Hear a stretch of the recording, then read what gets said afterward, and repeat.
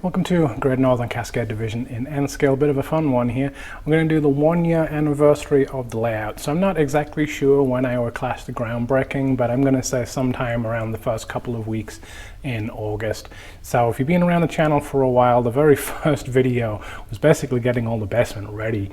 So, I'm not really going to class that. That was getting the basement ready specifically for then being able to build the layout. But groundbreaking on the layout itself happened sometime around about the start of August. Had a good friend Rich who would come out from the Seattle area. He had helped do that. So I'm going to try and put in some different clips, some different videos of things kind of along the way as we go, just to kind of give a bit of a whirlwind recap as to where we are. And then what I thought I would do is just kind of take a tour of the layout. Now, spoiler, there's really only the Seattle stations behind me for King Street Station and Union Station that really have anything on them. And you're saying, well, it's been a year, but if you're new to the channel, you might only have seen this part of the layout, and there's a lot more to it. So we'll go for a little bit of a wander, and we'll check out some of that stuff too. So please do like, subscribe, and follow along. It's crazy, we're over 1,100 subscribers, most of which has really all come within the last 8 or 9 months. It's pretty much all been in 2023. A little bit slow progress after we got the framework done, and so it really wasn't until around Christmas and the start of the year that most of the progress that you'll see has happened. But it's been great to have everyone along for the ride. I appreciate all the comments, different suggestions, different ideas along the way. So like, subscribe, follow along, hit the notification bell thing so that as new videos come up along the way, you'll be able to check all those out. So I hope you enjoy this little bit of a recap of the first year at Great Northern and Cascades Division.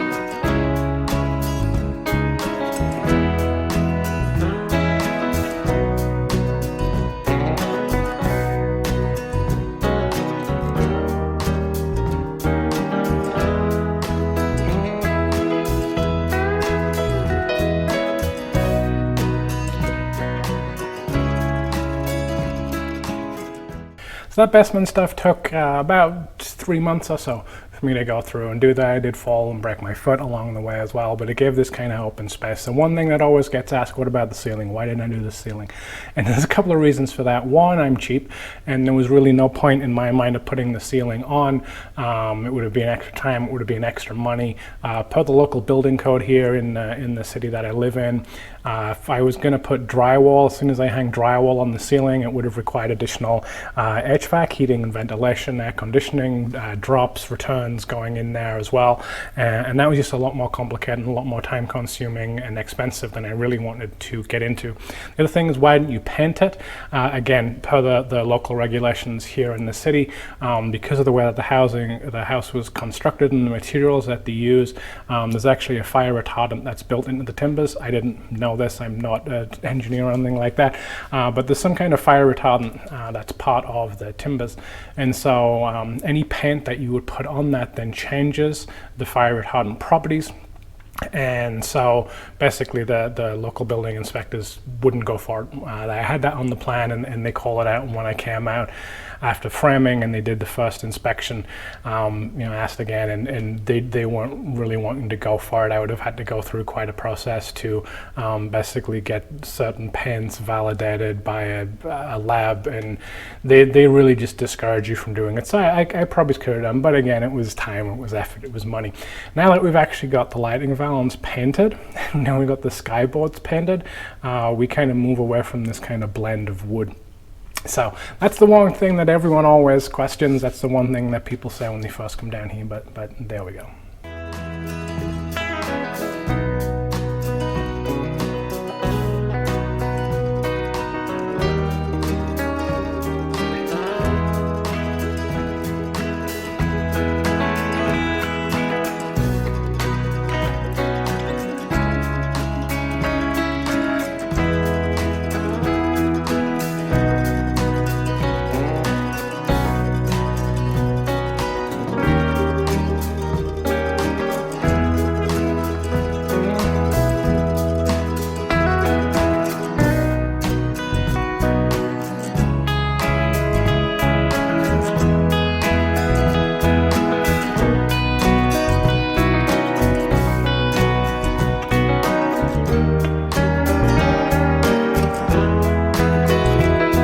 So it was awesome having Rich here. Like I said, those first couple of weeks or so in August was when most of the work went down, and so we got pretty much all of the benchwork framework done around the outside of the walls here, and we got most of the center peninsula done as well. We at least got the kind of 2x4 framing in place, and we had the lower level done. After that, I then went through and I got the second and the third level done, and then I did all the fiddly stuff like the end caps for the peninsula and for some of the benchwork here. I did over by where well, it's not really going to be Hilliard, but I'm going to call it Hilliard, north of Spokane, and where the helixes are going to be and stuff like that. Then things kind of went a little bit quiet. I had an awful lot of stuff going on at work in the fall that kind of threw me for a loop, and physically, mentally kind of threw me for a loop a little bit as well. So things went a little bit quiet, but then we started to get into doing a whole bunch of wiring and stuff like that.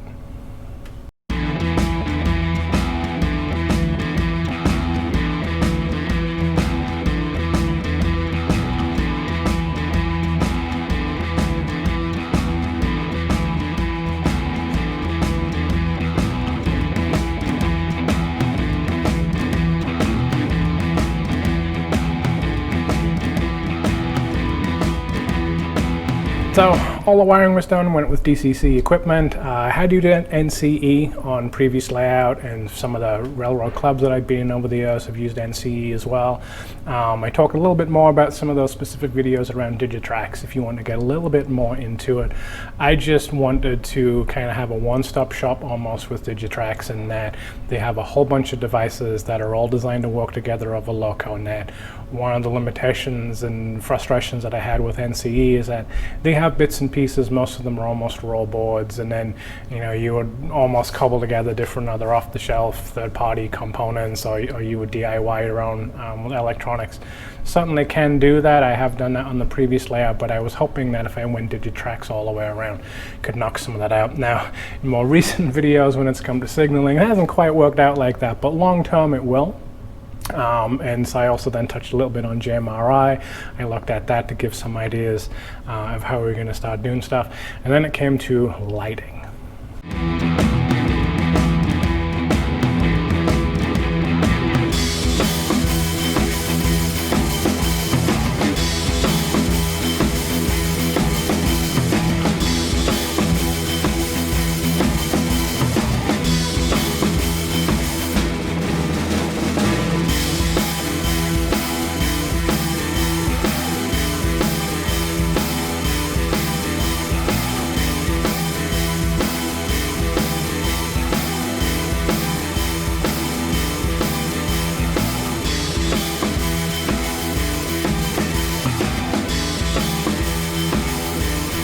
So lighting was a little bit of an adventure, but I ended up going with those AC5050 LEDs. And so, this first deck, the upper deck, was about 120 some feet of LED lighting. So it is going to add up over time. I've got a little bit on the second deck, but I needed the rest of the second deck and the lower deck. But because of the cost of that, and because of how far away I am in terms of time frame of getting to the second and that lower deck, not that concerned about getting the lighting in right now. But it was fun, it was good. Got that lighting framework in place, got it all painted, got the lights ran, and then everything was illuminated. Also then did skyboards and the valance, and then just very recently I've gotten to paint those. But then I got to start on doing the actual stations themselves.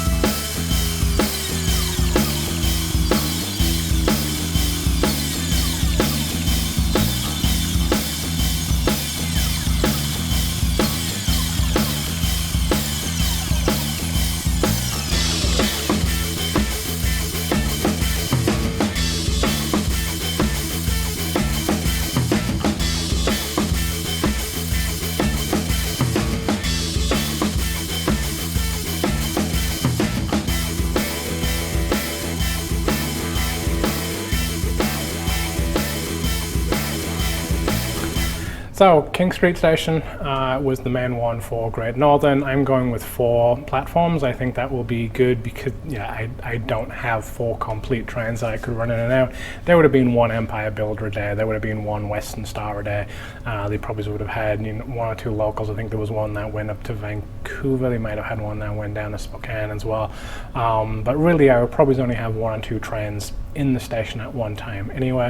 And then Union Station, again, even though most of the focus is going to be on Great Northern, I do want to keep my options open a little bit. I will run a little bit of Northern Pacific, but I also wanted to be able to then run a little bit of Milwaukee Road that I have. I used to live out in the North Bend area in Seattle. Milwaukee Road would go through there, so I have a little bit of an affinity for them. I hiked and bicycle on a lot of the old railroad trails out there, so I wanted to be able to bring Milwaukee Road in. And so I thought that would be a little bit weird going into King Street Station, so I thought I'll put Union Station in as well. I have plenty of space for it. So Union Station is going to be 3 tracks, but again, it's not going to be completely prototypical running. All of this really is kind of proto-freelance. It's following the prototype to a degree, but it's really all freelanced. I'm taking ideas from the prototype, but this is not going to be 100% authentic. But it was fun getting those in. Got the Code 55 Atlas track is what's going to be used all the way throughout the layout. I think it was number 10 turnouts that I was using there. Probables would only go down to about number 7s on the rest of the layout. I have enough space on the layout that I think I'm going to be able to pull it off. And those number 10 turnouts look really good. It's the long passenger trains move through them. I really want to get the return loop built so that I can actually run a full length, 11, 12 car train through it. Right now I'm a little bit limited because I only have about 3 or 4 feet either side of the throat of the platforms north and south, so I can't really run super long trains. But that's kind of bringing us up to where we are now. I'm trying to figure out switch motors. I'm trying to figure out some basic signaling. I want to keep my options open, but I'm not going to go super duper deep and technical with computerized control and things like that. But that kind of catches us up to where we are now. So now what I thought I'd do is go on a little bit of a walk around, go on a little bit of a tour of the layout, because like I said, most people have probably never seen the other side of the layout, and kind of walk through exactly what this will end up looking like, because I'm not sure if I've ever actually done that since we've got to the stage where most of this is all framed out and you can kind of get some kind of sense logically of how the layout's going to run. So let's go and check that out. All right, so we're starting out here in either King Street Station, the 4 platforms here on the left, or Union Station on the right. We're going to pretend that we have Empire Builder sitting here, and we're going to pretend that it's already been turned around. So how's it turned around? Well, what is going to end up happening is a return loop here on this upper deck, and we're going to pretend that around here is the Port of Seattle. So the layout is roughly set in the mid-1950s through to 1960s, because I want to run some big sky blue from Great Northern. So I'm taking a little bit of artistic license. Rule number 1, it's my railroad. Modeler's discretion for what the Port of Seattle was going to look like. And basically we're just going to come around in a loop on this upper deck. The Digitrax system can be set up so that I've got a power sub-district that can do automatic reversing as they come through the turnouts, and then you come back into the station. So the idea is that a train would come in from the north, essentially pulling at the platform, and then as part of whatever operating you were doing, when you were done, you would then turn the train around, bring it back in, so the trains are all facing north. Now, even from Milwaukee Road and in theory Northern Pacific, they would have come in from the south, but just because of the constraints, this is kind of where I'm at. So, in general, take a step back and excuse some of the mess. 3-deck layout. We're starting out here, Seattle on the top, and what we're going to do is we're going to end up going all the way through to Spokane with a bit of a whirlwind through eastern Washington. So this is the north side of the station. King Street Station, Union Station will come together, go through tunnels. That's going to go under downtown Seattle, and all we're doing here is we're just going to stay on this upper deck to start out. And as we come around the corner here, we would come into Bay Yard. Now, in the prototype of Bay Yard, the roundhouse would be on the north side of the yard.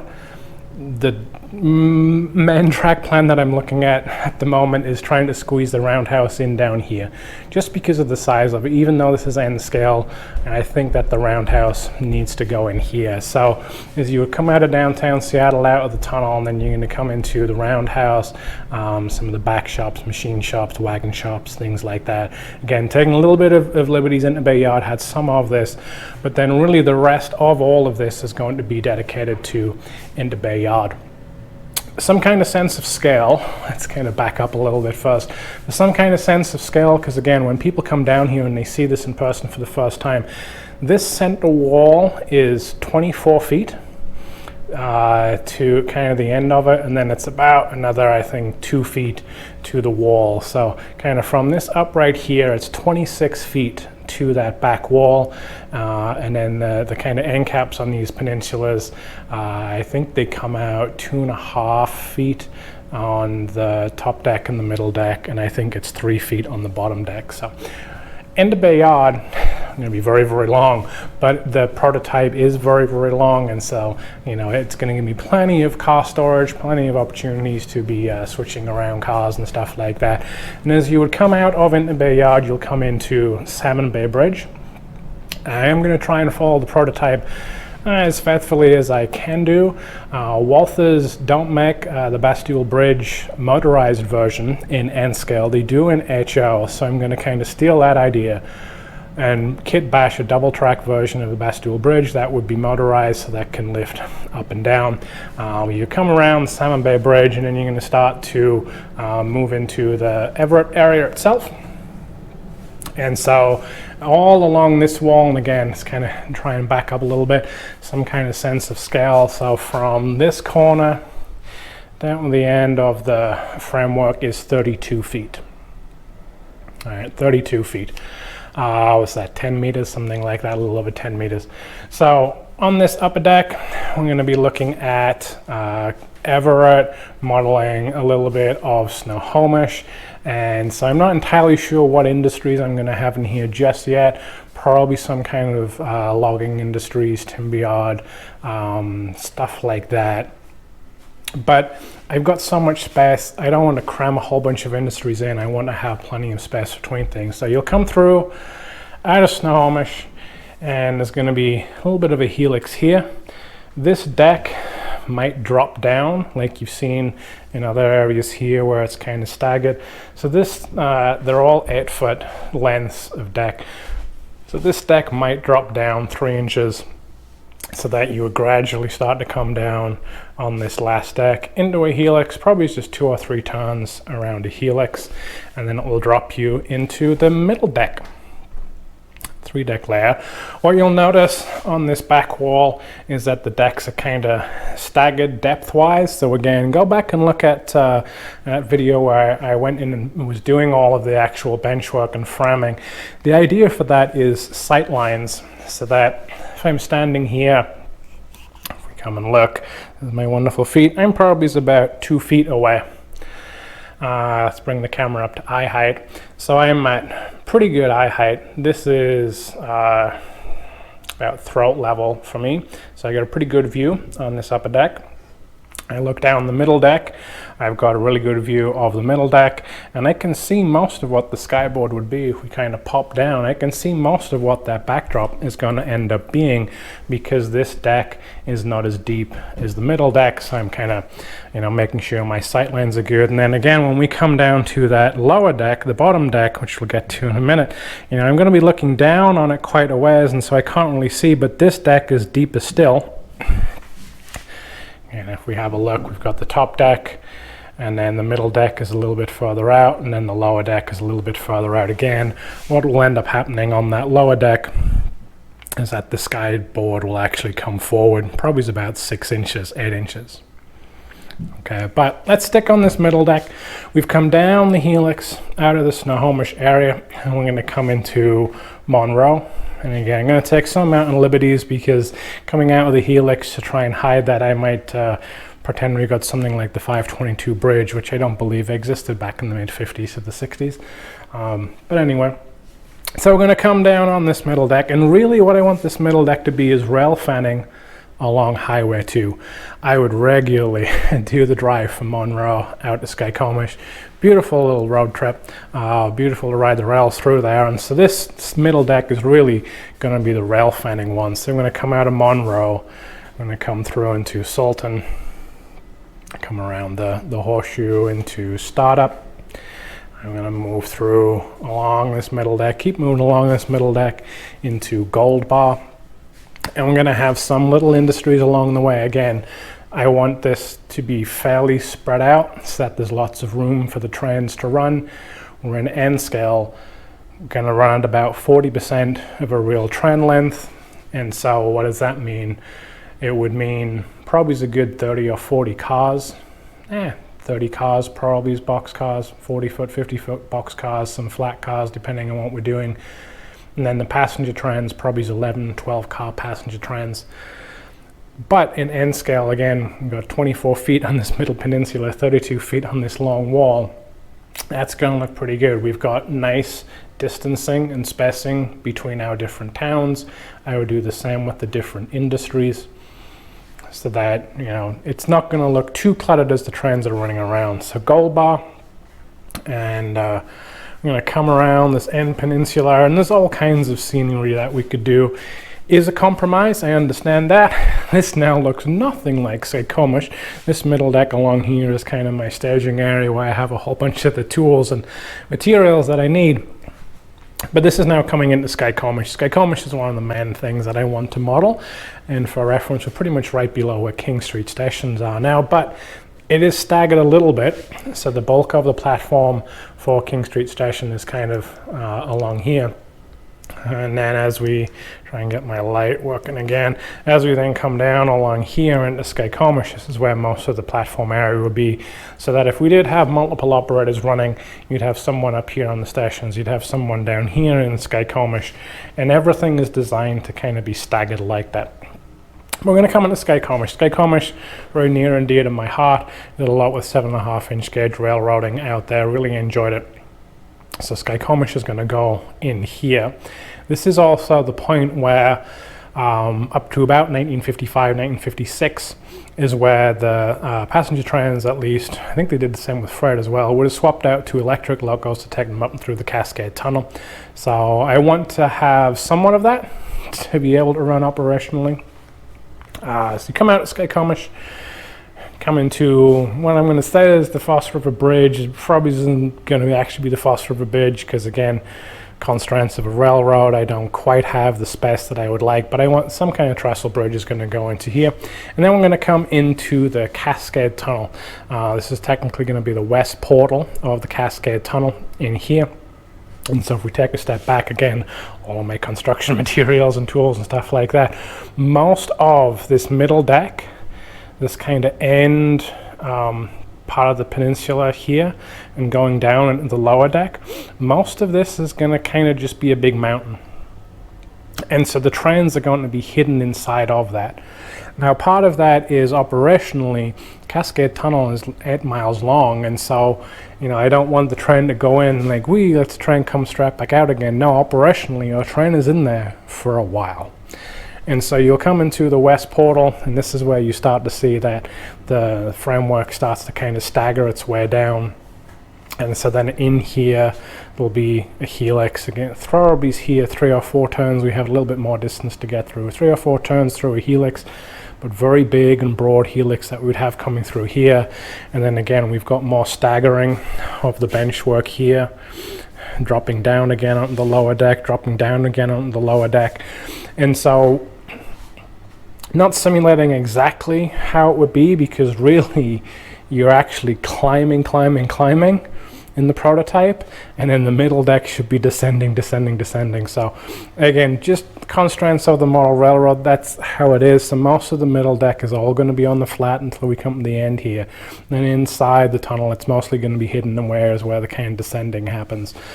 But what we can do on this lower deck now is from about here, we would be climbing up on the rises. Everything's on rises, and then we'll be able to get up to here. And so it will look like the train is climbing, but then on that middle deck, it's not. So anyway, let's come on the lower deck. We've come out the east portal of the Cascade Tunnel, and we're going to come wind our way around, and we're going to come into the Leavenworth area. Now, I step over my stool, a whole bunch of painting supplies, and so again, this is all very opened up for scenery as you would come out of the Cascade Tunnel, and you're going to descend down into Leavenworth, and by the time you get to Leavenworth, I'm basically going to say you're on the level. All right, and we come along this lower deck, around the end of this peninsula, swing our way around the end of this peninsula, keep on coming along this lower deck, and now we're coming into Wenatchee. And so east side of the Cascade Mountains, Wenatchee was a main area. Wenatchee Yard was a big area, and so the two main yards that I'm going to have are Wenatchee Yard, and for a frame of reference, if we now come up to the top deck, there's Inter Bay Yard. Now again, both of these yards are so big that if you had multiple operators, you could have someone that was working Inter Bay Yard, you can have someone working the Wenatchee Yard, and I think there's going to be enough room. Wenatchee won't be as big as Inter Bay, but I think there's plenty of room. The peninsula here is 4 feet, I believe, so there's plenty of room to move around. Again, go and watch the first video where I talk about doing all this framework if you want to know more about this and kind of the dimensions and the height between the decks, because I'm going to completely forget. I think we had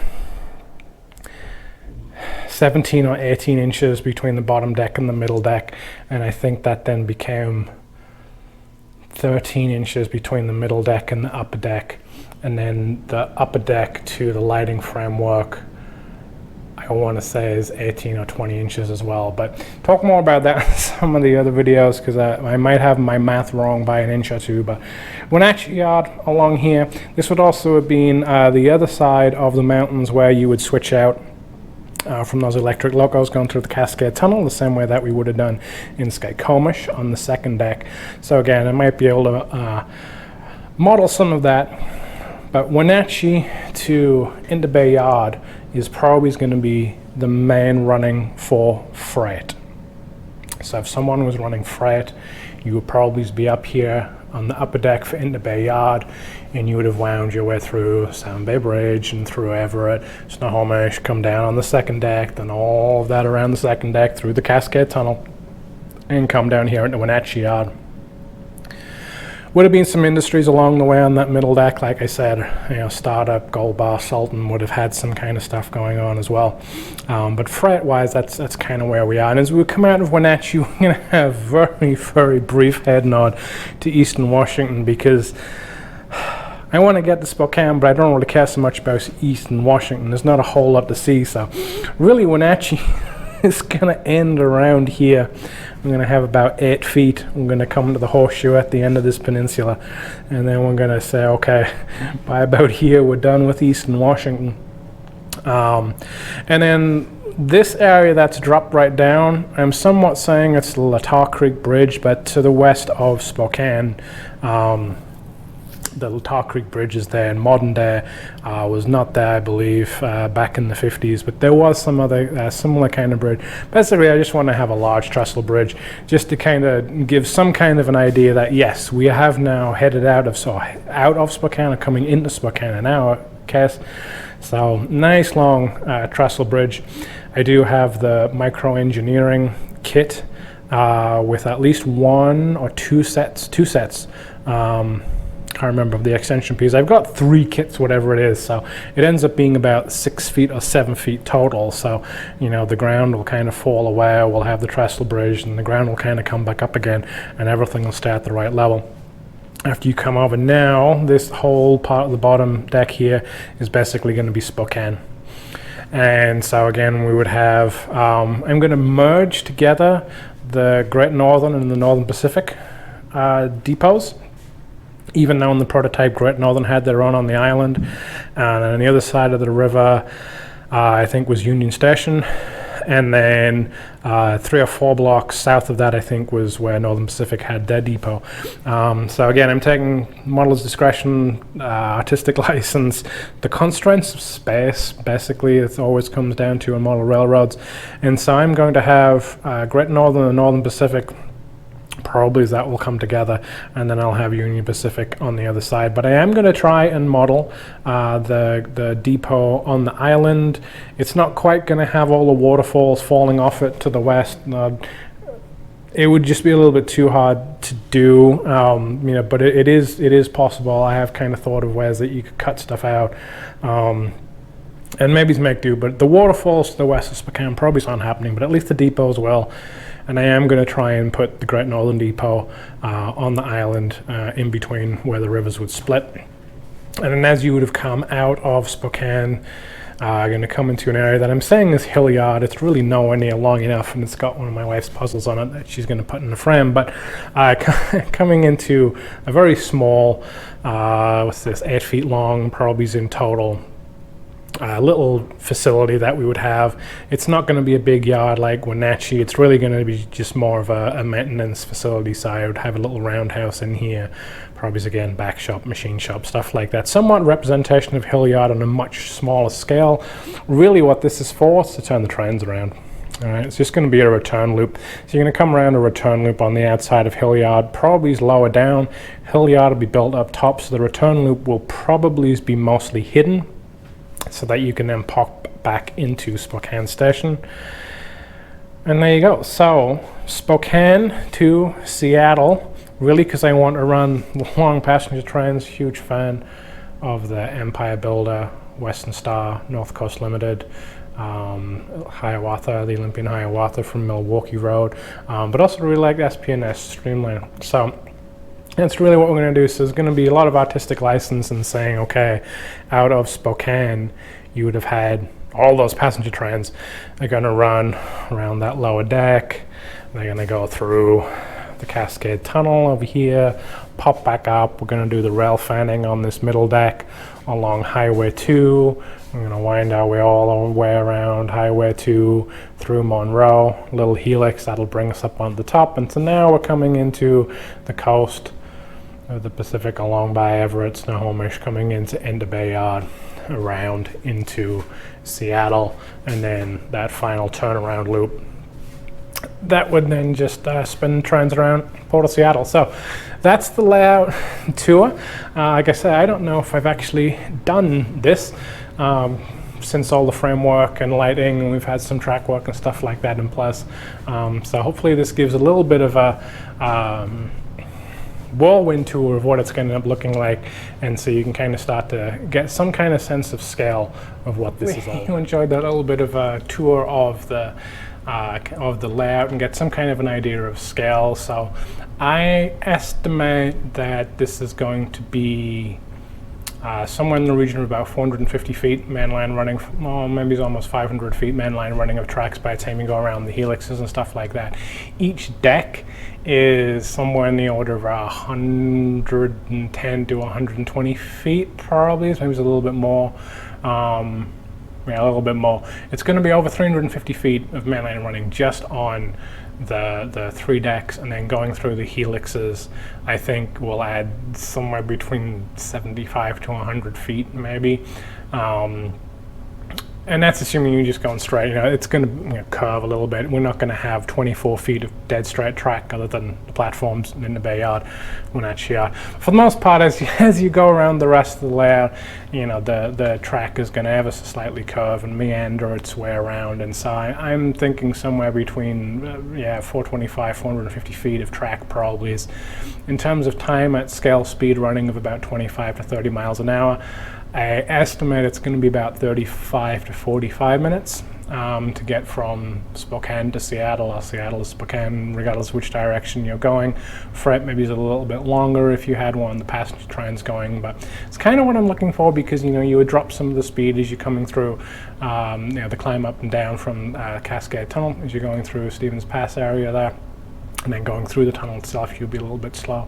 So that's kind of what I'm expecting. And so I talked about it in some of the other videos. This is mostly going to be for single operations for me, just to run trains.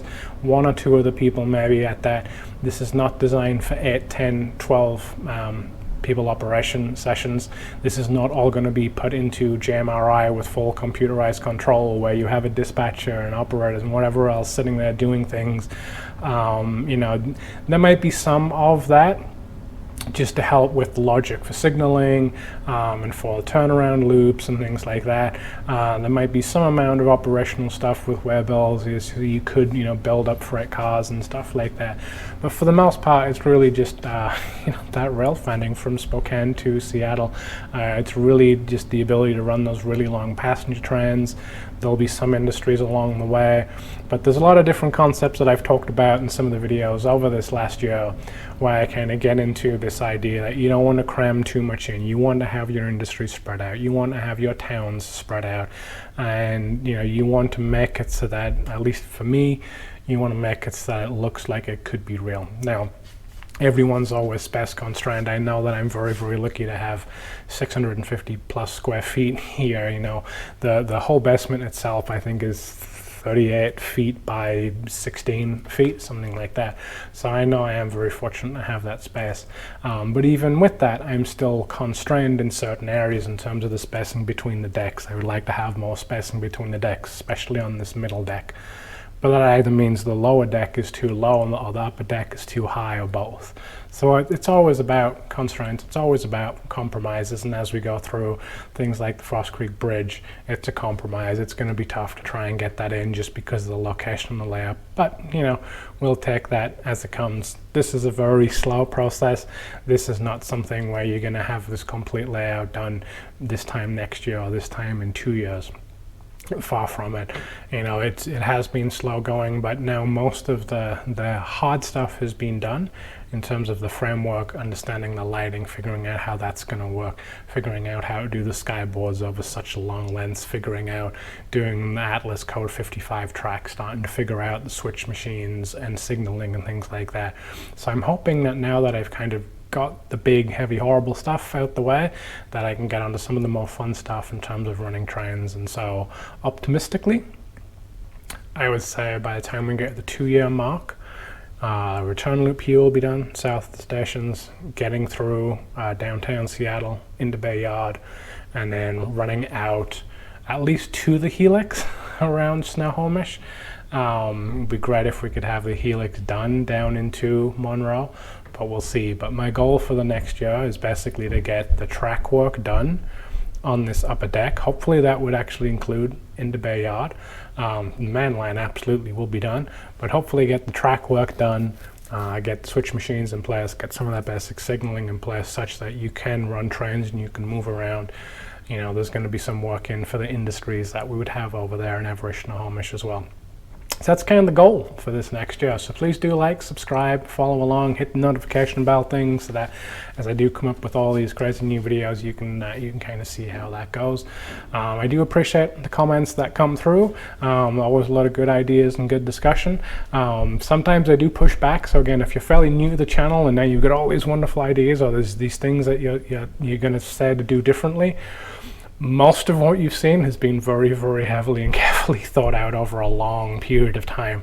And so even once we get into things like lighting was a whole discussion and a whole adventure, and I went a certain way because of the scale of what I'm building and the size that I'm having to consider putting lighting in, putting skyboards in, putting fascias in, and things like that. So, you know, please do let me know what you think. Just, you know, to kind of temper it with, this is scaled up to, you know, a lot bigger than even most club layouts have. And so, you know, we'll see how it goes, but hopefully this has been a fun little walk around, fun little recap over this last year. I'm really looking forward to this next year. And you know, thanks for coming along for the ride. Take care. Bye-bye.